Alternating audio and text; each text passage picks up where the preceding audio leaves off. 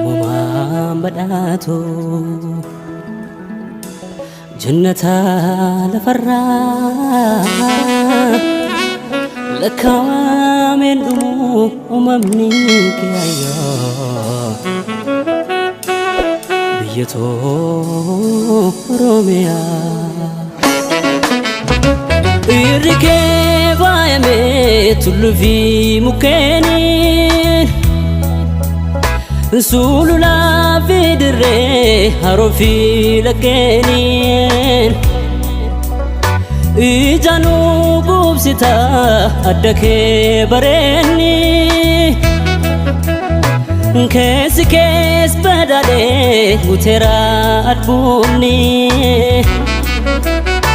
seenaa hedduu qabda dubbadhuus yoomdhumaa Sito ya olfo adago takuma